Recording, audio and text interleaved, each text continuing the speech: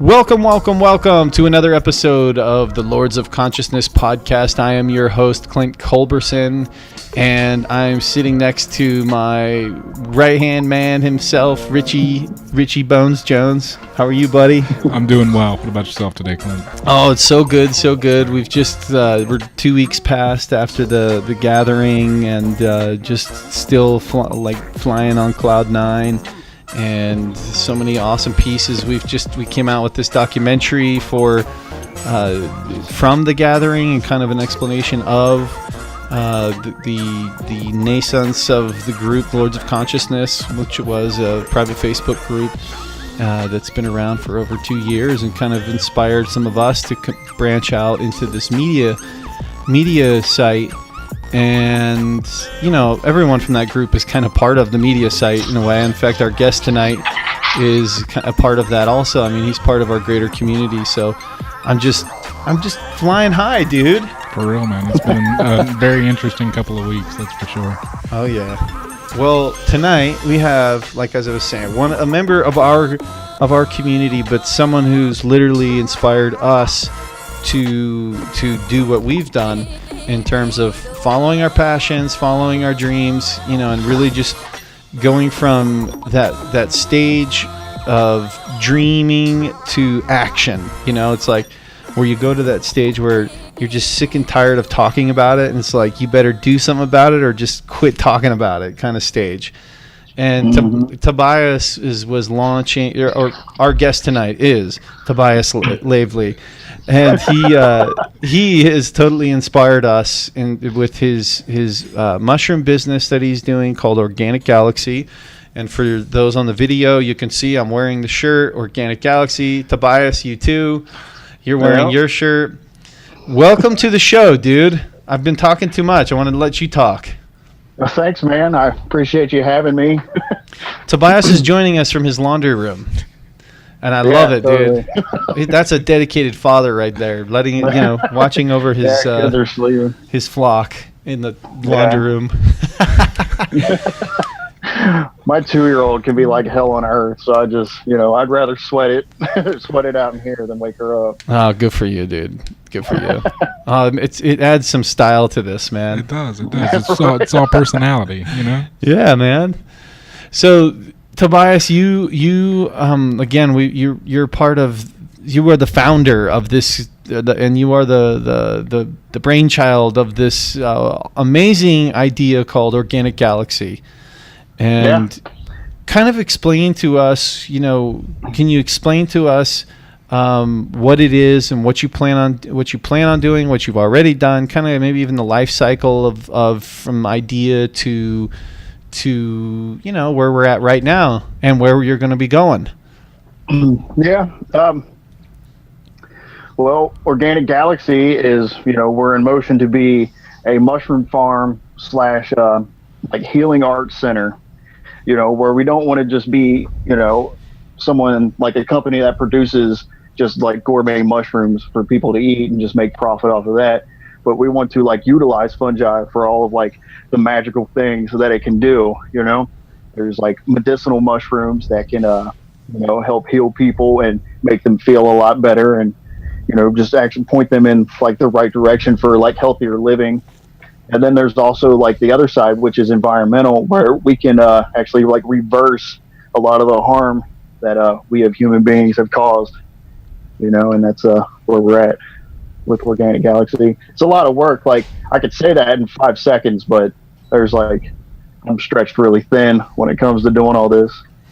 Yeah, you've launched quite an aggressive fundraising campaign through your t-shirts and your apparel. I mean, it's so damn inspiring, man. Your tenacity and your stick-to-itness, if you will, is seriously just inspiring. I mean, this guy has been working it, dude, to get his t-shirts out there. We've seen him all over social media for the last year, at least over a year, just really pushing his mission and pushing his belief in not here's my business and I want to make a lot of money and so help me out. It's totally much far beyond that, man. It's your love of the the fungi and its healing properties in all of its forms. I mean, I know Richie and I are humongous fans of fungi and honestly humongous benefactors of the sacred power of them.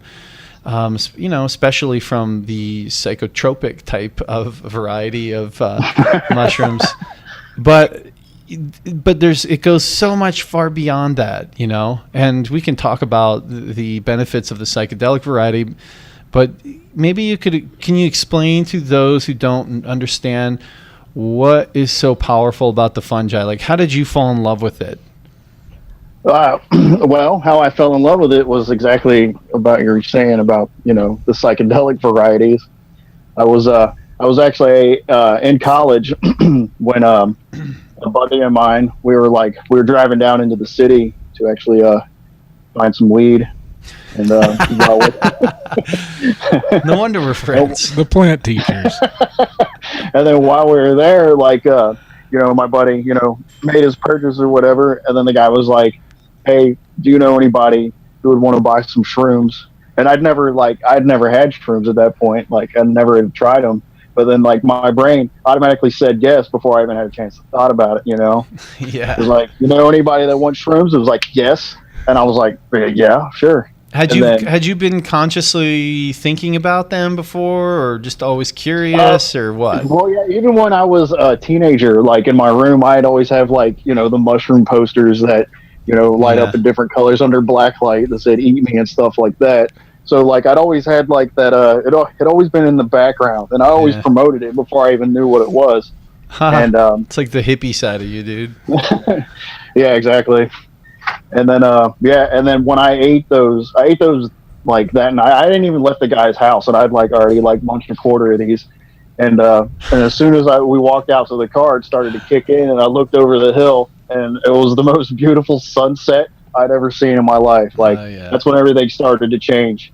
Because before then, I was I used to be super anxious and super depressed about everything. I thought the world was just a dark and ugly place. And then it's just little by little, with each psychedelic experience, my eyes just opened a little more, to a much brighter and more beautiful place. And that's when you learn that people create these ugly worlds for themselves. Oh, amen.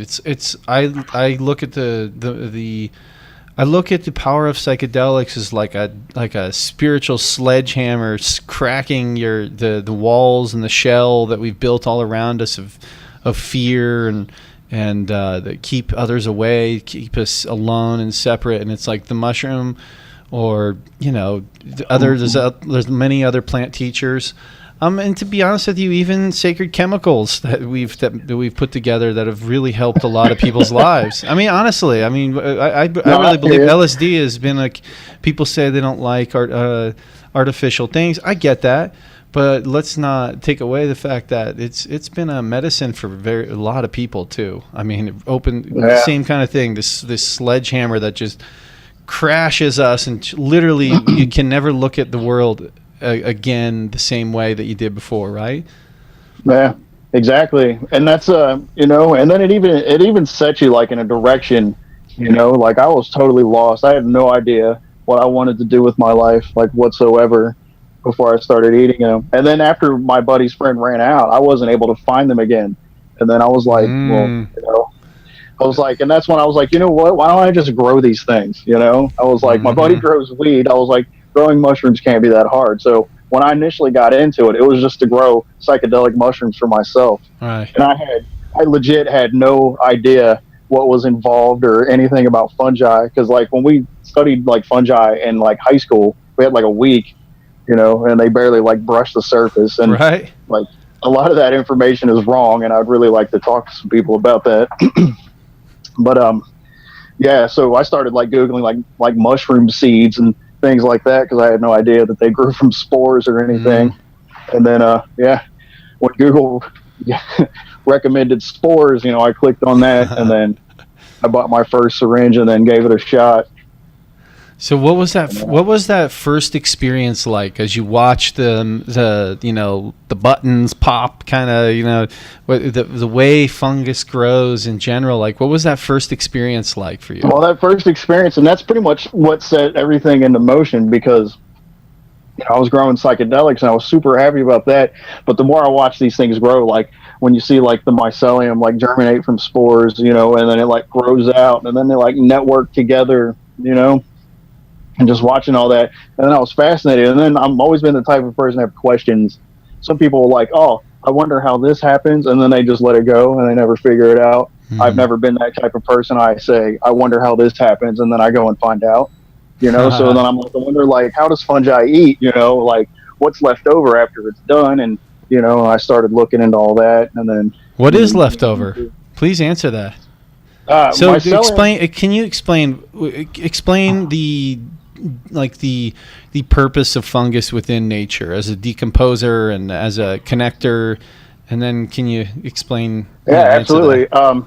There's three types, of fungus. There's parasitic, which will kill its host and then begin feeding on it, and then there's saprophytic, which will only feed on dead organic matter, and then there's mycorrhizal fungi, and that we'll have to discuss that like later, because that's like a whole other world out there. But basically, the cool thing about like psychedelic mushrooms, especially psilocybe cubensis, they are primary and secondary decomposers, and they're saprophytic, so they won't kill a host before they feed on it. They will only feed on the dead organic matter. And then when I say primary or secondary, meaning they could eat on just like like raw wood chips, it doesn't have to be like partially broken down or anything like that. Because then you have like secondary decomposers, which are like white buttons and portobellos, or I don't know if you've ever had the psychedelic mushroom Pinnalia cyanescens. But those are a secondary decomposer, and they'll only like eat stuff that's like been partially like broken down, like composted, if you will. So, and basically when fungi, it'll eat these things, once it goes through like the primary and then the secondary process, what's left over is humus soils, or dirt, if you will, which is the gateway to like a new soil deposit. That's amazing. So soil is mushroom shit? It's it's not necessarily mushroom shit. It's like the or is it partially that? When you say I guess some of it is, but it's basically like what's left over. Like, fungi will eat like the cellulose and the lignin and then leave, the other shit behind. So basically like the shit that comes, from fungi is part of the humus soil. It's best to like think of it in terms of like dirt. You have dirt and then you have soil. Because like when you think of soil, that's a whole nother ecosystem, where bacteria and other microbes are involved. And like that's when the mycorrhizal fungi shows up and, things like that. So like basically soil is a like community of other like microorganisms. Oh yeah. It's like a universe within a universe. It really is. It really is. Explain the power of mycelium and like the connectivity of it. For those who don't know, I mean, to be honest with you, like you said, most people don't know shit about the power of fungus. I'm not sure. I mean, I don't know if it's some conspiracy that someone tried to keep this away from us. I don't know, maybe, but it doesn't really matter. It's just most people are far too just unaware. Yeah, most people will go, like, if you turn over like a log that's in the woods, or somewhere, and they see like the white fuzzy stuff growing on the bottom. I know some people who thought it was like cobwebs, and some people just disregard it as slime altogether, but they have no idea that it's fungi that's like, repurposing that log. It's like, I like to think of fungi as like, like what I do is like organic alchemy, because we turn like one thing into another that's beneficial, for everything else. Yeah. But like mycelium is like without mycelium and like other fungi, we would have no forest, and without forest, like we would not be able to live here like whatsoever. There's that's what I call. What is mycelium? Explain it. Mycelium is the vegetative part of the fungi. You know, like if we were to compare it to like say an apple tree with apples, like mycelium would be the apple tree, the mushroom would be the apples. If that makes any sense. Yeah. It's like it's from what I understand, mycelium is that like beginning phase too, where as it's spreading into the soils, or that like furry, fuzzy part in the very beginning where you're all the little, I don't even know what you call it. All the little Actually, membranes bear are with me connecting. for just 1 second. Oh yeah, no worries, man.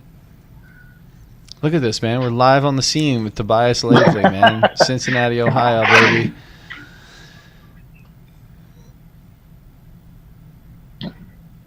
All right, this right here. Can you see this?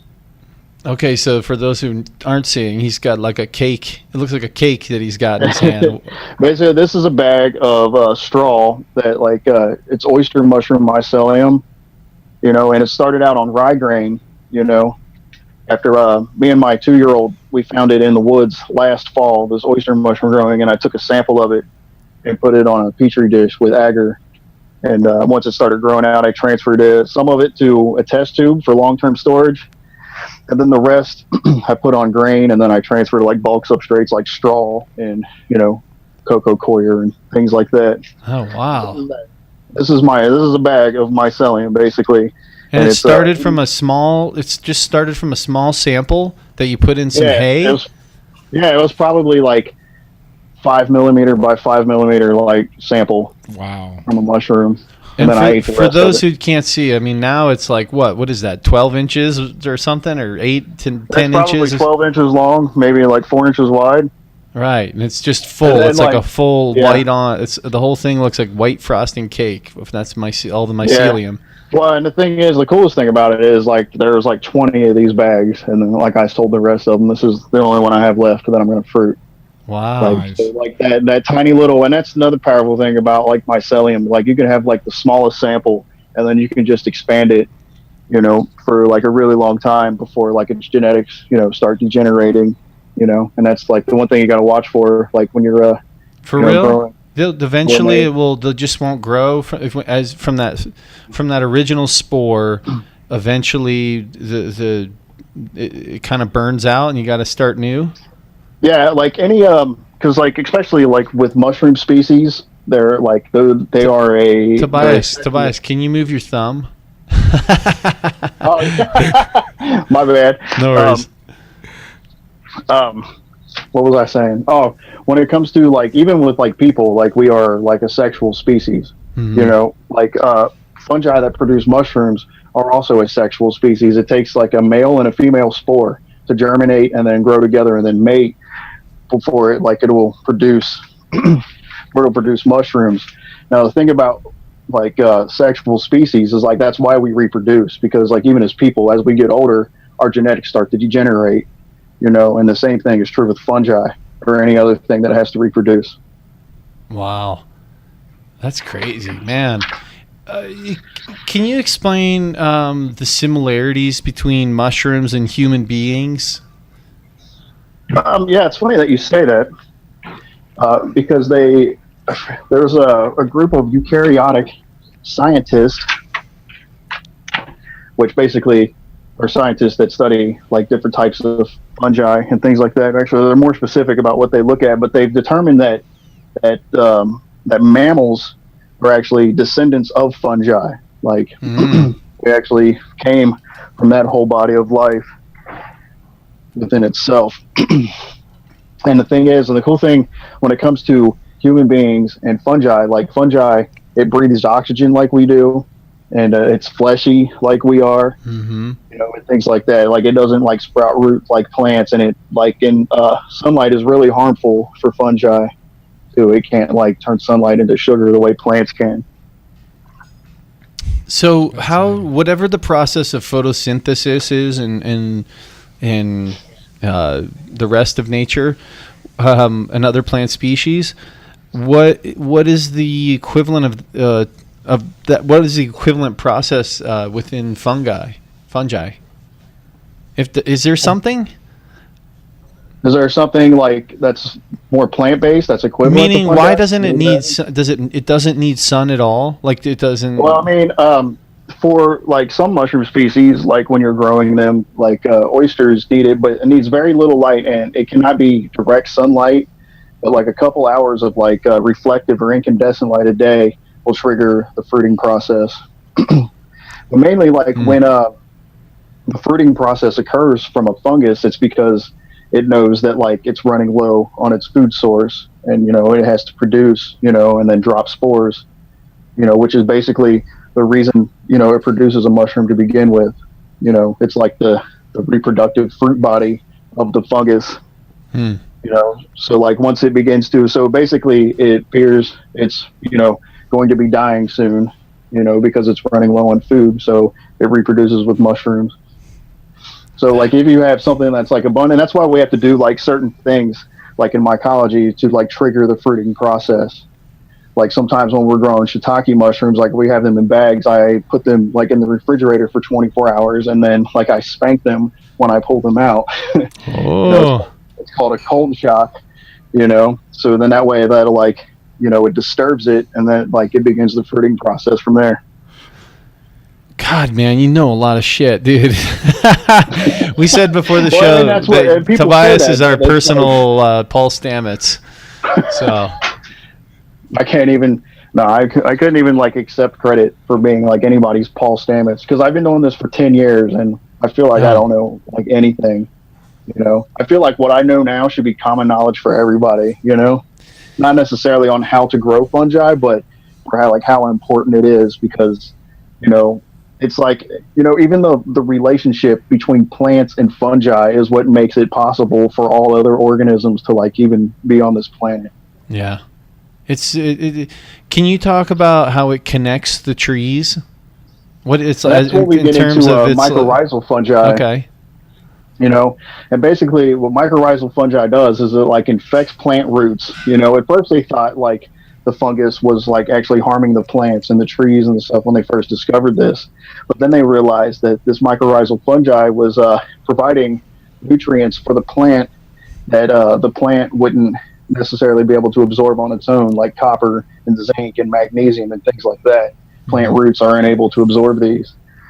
So basically the fungus is providing these nutrients, to the tree or the plant or whatever, and then the plant in return gives the fungus carbon in the form of sugars and things like that. So they establish like a trade system, where they go back and forth, and they both like, they help each other out. And that's why like the trees, like those 2,000-year-old trees that you have in California, are able to grow like that because even like they say the soil deposit there is like so like shallow. They weren't like, they didn't know how they were able to grow so big until they discovered mycorrhizal fungi, and how beneficial it actually is for plants. And it's like a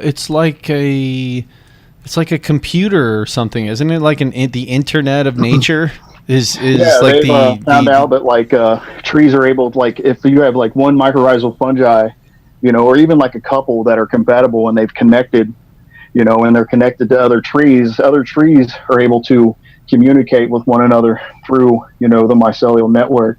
And that's probably the way I should have explained it before when we were talking about mycelium. It's actually like a network. It's tiny little threads of what's called hyphae. And each little thread of hyphae is like a highway, and it's able to transfer like water and nutrients. And it's even, become to known like as an externalized like stomach, lungs, and brain, because they've discovered that it's able to think. So like when you're out walking around in the forest, like, the fungi knows that you're there, and any debris that you leave behind, it's going to be there to catch that debris and then turn it into soil. They're like the, soil magicians, the grand recyclers of life, if you will. Yeah. What a trip, man. I know, right? Gosh, mushrooms have always tripped me out. Even as a young child, I always thought they were so strange and weird, and like right. It would rain, and all of a sudden the next morning there's like these fucking humongo like mushrooms in your lawn. Like, how the hell did that much matter somehow percolate to this form within such a short period of time. Well, I mean, and that's the cool thing about mushrooms. Like when a mushroom grows, like when a plant, like, you know, when a seed like hatches, you know, it's already the plant that comes out of there. You know, when you have like mycelium growing, you know, when it produces a mushroom, it like compresses more mycelium together to create this mushroom. We are so geeking out on mushrooms right now. I love it. It's fascinating, man. Fascinating. It's always really fun when I can like talk about this stuff, because like I'll be like at Panera, like just going in on something like this, and I blow people away, and they always think I'm like some kind of wizard and don't want to talk to me anymore. You are some kind of wizard, especially if you've grown those the ones that, you know, make you see rainbows. Tell me. We were talking about Paul Stamets and how, I mean, that guy's such a legend. He's pretty much the world's premier mycologist. Would you agree? Mushroom scientist. Probably the global authority, like when it comes to fungi. And he's a part of something called Bioneers, which is an organization that is basically, its core premise is biomimicry. And that is that the solutions to the problems that we face today in this world can all be solved by biomimicry, by mimicking like the biosphere, that nature has all the answers that we need, and that when we really study it, we can start seeing the patterns in nature, and then we can find those solutions of even technologies that I mean, technology itself is all based on the natural world. I mean, it really is. You know, I wouldn't even think of it as like mimicking, you know, especially like when I use like fungi for like bioremediation or biorestoration, which is the use of fungi for like improving your like environment's like, you know, current status. You know, it's like, you know, basically providing, you know, the right, you know, environmental factors, you know, for it to thrive, you know. So it's like, you don't necessarily have to mimic anything, you know. It's just like after, you know, human beings are probably the biggest catastrophe to ever happen to this planet, you know. And it's just like after everything that we've done, like when we go and like they go and like, you know, deforestation, which really gets on my nerves. You know, not only are they killing like all of those trees, but like all of those like mycorrhizal colonies that were subterranean down there, they also die with it. You know, so when we're doing all this, not only like are we killing a lot of plant life, but a lot of fungal life is going with it. You know, and basically, and some of those are some forests that are holding very rare mushrooms. And can you kind of explain? Can you explain the medicinal values for some of these rare mushrooms that exist? I mean, that are actually curing, you know, major sicknesses and disease. And the turkey tail mushroom has been proven to literally stop cancer and cure it. And Paul Stamets himself had his own mother, 87 years old, had breast cancer, the second worst case that the doctor had ever seen. And Paul was in the middle of doing studies up in Washington about the turkey tail mushrooms, you know, effect on cancer. And his mom literally was cured of cancer through turkey tail mushrooms. I mean, what a fucking epic story. Through turkey tail mushrooms. Yeah, I mean, can you kind of talk about like some of the medicinal values that are out there for it? Yeah, absolutely. Like you're saying, like turkey tails, and a lot of these mushrooms are also like listed as like inedible, and that's because of like their texture and things like that. You know, they aren't able to be chewed or anything like that. So a lot of people might read these like inedible and automatically think they're poisonous, you know, and steer clear of them. But there's a mushroom called Ganoderma lucidum, or like the reishi mushroom, you know, which is like an anti-tumor, and it's also like it helps like regulate your respiratory system, your cardiovascular system. It's like could really benefit those who suffer from diabetes or maybe COPD and things like that. There's the birch polypore, you know, which has been shown to be super beneficial against like melanoma and like skin disease and things like that. You know, there's like you know, there's there's a book, I don't have it on me like right now, but it's called The Fungal Pharmacy, and it's a pretty, thick book, and it just like lists mushrooms and all of their benefits and things like that. Unbelievable. Can you talk about Paul Stamets, another discovery that he's found is the effects that it's having on the bee population?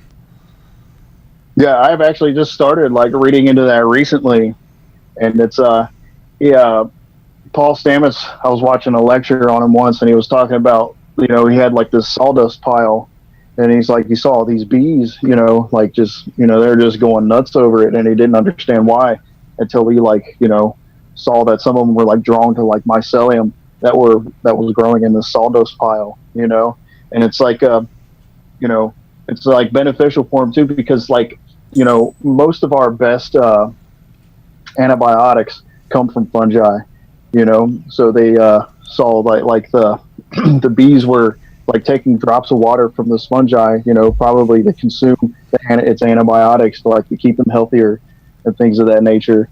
They also I don't know if you saw, but he showed a video where there was a colony of ants on his land somewhere, and they had like all this mycelium, and then they kicked over their ant mound and dropped this mycelium, and then left, and they came back and found that they took the mycelium and they lined their entire colony, like all the walls and everything, with this mycelium to keep out infection and things like that.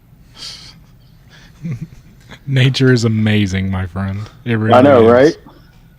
Oh, they always find a way. And even like nature, like even things like bees and ants and things, they all like know how powerful like fungi and mycelium is. Mm-hmm. I feel like the only organism on this planet who doesn't know how powerful it is are human beings. Yeah. Yeah. Yep. One of the craziest things I've seen lately is the ants around a cell phone. So you can sit a cell phone down and around ants, and they won't come within a certain perimeter of it if it's ringing, because of Really?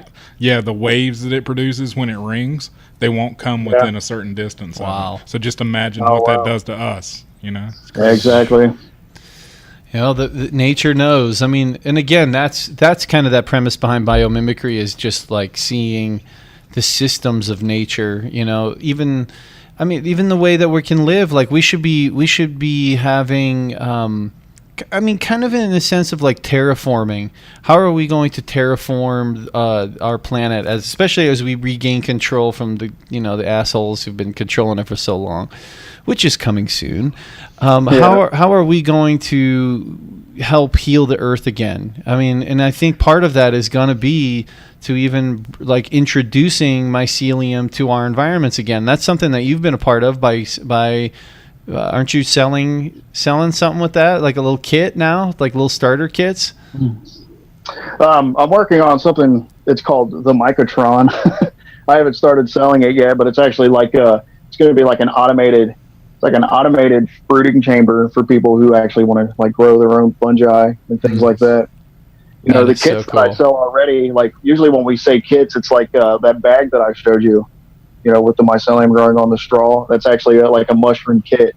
Like really? I could sell it to somebody. Yeah, I could sell it to somebody, and they can like put slits down the sides, and even put a bag over it for humidity, and then the mushrooms will grow out of the sides of the bag where it has been cut. And it ships just fine? Yeah, it'll ship just fine. Just like, you just take it out of the box, immediately and, give it a mist. Wow, man. It's, mycelium is pretty robust stuff. Oh, that is so cool, man.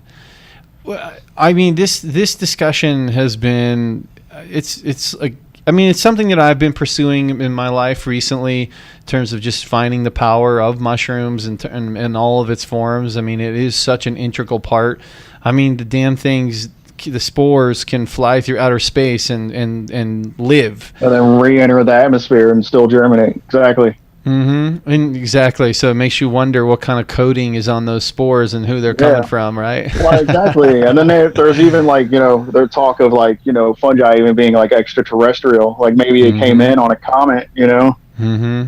Like when the one that killed the dinosaurs, because that's when they say that like fungi inherited the earth is when, a comet, happened. And then like all of the plants that paired up, with the mycorrhizal fungi, they thrived and lived on, because they were able to get nutrients still, because fungi doesn't need light to keep on going, even though there was like, a huge cloud, pretty much blacking out the sun. Wasn't the original soil on this planet from the era of the giant mushrooms? I mean, there used to be massively huge mushrooms on the planet. Fungi were the first organisms to show up on land, and they basically would mine, lava rock, for nutrients and things like that, and then it would just like, and little by little, there was like a little tiny thin layer of soil, and then like little small plants would show up. And then like after they would like, climax and then fall, fungi would eat those. So like generation after generation of trees growing and falling and plants growing and falling, it's where we were able to develop the soil that we have that we would not be able to live without. God, so amazing. I wish we could like see that all like quickly and fast forward on some movie, like time lapse. Yeah, dude. I hope at the end of this we get to see like the video of all the Earth and how it was created for real. Where did humans come from? I mean, come on, we get that movie, right? Oh. Yeah, right. And it's like there's always that Terrence McKenna quote where said like plants and fungi, pretty much invented people so that we could carry their seeds and their spores and stuff, so that way they could grow more abundantly in other places. Yeah, that is so cool. This will be my final question for you, and I kind of am really curious about this, but because it's a unique question. How do you see community and mushrooms? Like, how do you see what an important part of every community they should be? I mean, human communities. I mean, I guess we could kind of go back to and that's and that's like one of my biggest things with Organic Galaxy is I want to kind of like develop an awareness to teach people that we don't know everything. I don't. It's no longer a good idea to push nature aside and like pave over her. And build these great big monstrous buildings. Like, it's not helping anything. And the thing is, and even with like Organic Galaxy, like not everybody can be a mycologist, and nor do I expect them to be. But I want to like you said, you were inspired, and that's like my main goal is to inspire people. Whatever it is you've had on your mind, that's just been like following you like since forever, that you've always wanted to do that could possibly help out. I want people to like, this guy from Cincinnati who's broke is doing it. Yep. Maybe I can start doing it too. So like, and as a community, I think people need to, specialize more into like what's organic, instead of what's, the next big technology thing. Cause like, it's like even, you ever see that movie, The Time Machine with Guy Pearce? Oh yeah, I did see that. And his friend was looking at the diagram and he's like, I wonder if we'll ever go too far. I feel like that's where we're at right now. Like we're on the verge of going too far, where we just need to back up and say, we need to stop doing this. We need to have like a different approach. And that's like, I want my company to be like, like other animals that live on this planet. They like establish like a natural equilibrium with their environment. They take what they need and then they give back something just as beneficial. And that's kind of how I want like Organic Galaxy to be, where we're like, not only just like taking stuff, producing a product, and then we have like industrial waste, which a lot of companies do. And then they have the waste of what like people throw away, and there's just a bunch of like non-biodegradable waste.